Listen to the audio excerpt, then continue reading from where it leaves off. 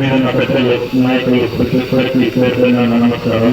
అలాగే వేదిక మీద ఉన్న అధికారులు ప్రతి ఒక్కరికి నమస్కారాలు.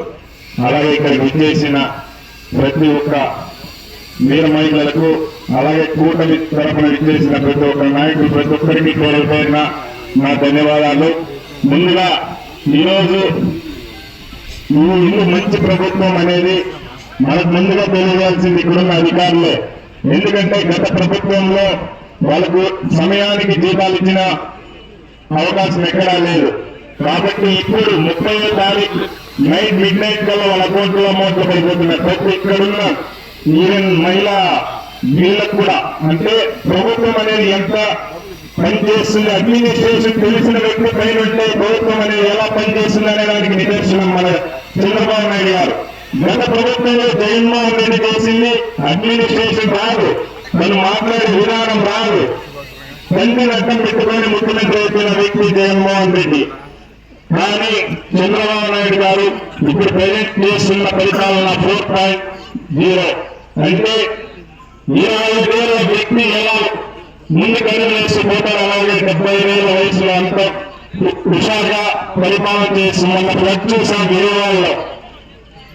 చంద్రబాబు నాయుడు గారు డైరెక్ట్ గా ప్రజల్లోకి వెళ్ళి నీటిలో దిగి మరి ఎవరికి ఏం సమస్య వచ్చిందని దగ్గర నుండి మరి తెలుసుకొని ప్రతి ఒక్కరికి అందుబాటులో ఏమేమి అవసరం అనేది తెలుసుకొని ఫ్లడ్ లో ఎంత కంట్రోల్ చేశారో చూసాం మనం.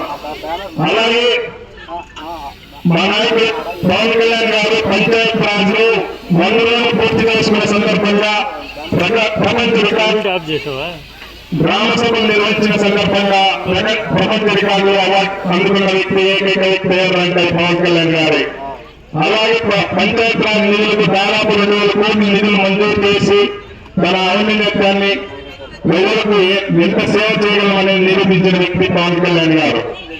అలాగే తీసుకుంటే మన ప్రభుత్వం ఈ 100 రోజులు పూర్తి చేసుకున్న సందర్భంగా పింఛన్స్ కావచ్చు, మెగా డిఎస్సీ కావచ్చు, అలాగే ఉచిత ఇసుక కావచ్చు, అలాగే అన్నా క్యాంటీన్ల గురించి చెప్పుకుంటే మనకు చాలా సంతోషం. గత ప్రభుత్వంలో ముందు 2014 నుంచి 19 వరకు అన్నా క్యాంటీన్లు వాటిని క్లోజ్ చేసిన వ్యక్తి జగన్మోహన్ రెడ్డి గారు.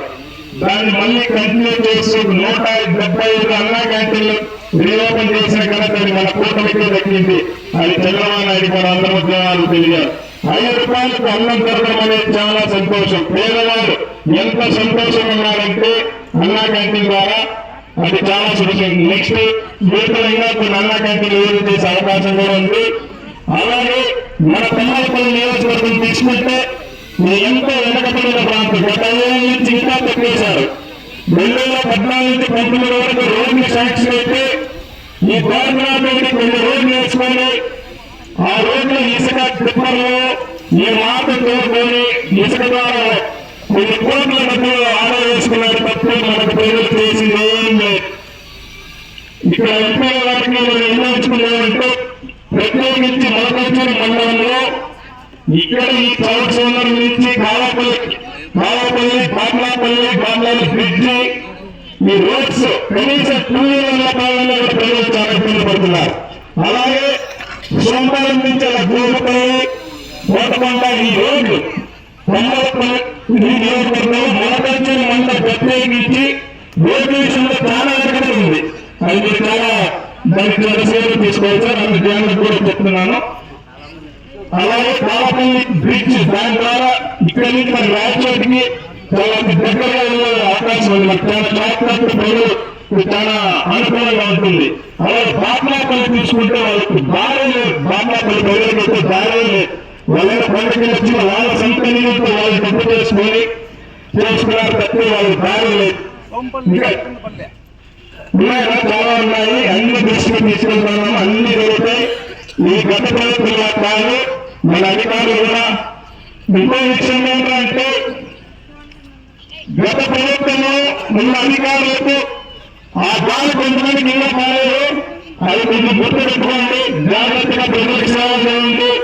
మంచిగా మేము కూడా మీకు సపోర్ట్ ఉంటామని తెలియజేస్తున్నా. ఈ అవకాశం ఇచ్చినందుకు నాకు థ్యాంక్ యూ. జై జనసేన, జై టీడీపీ, జై బీజేపీ, జై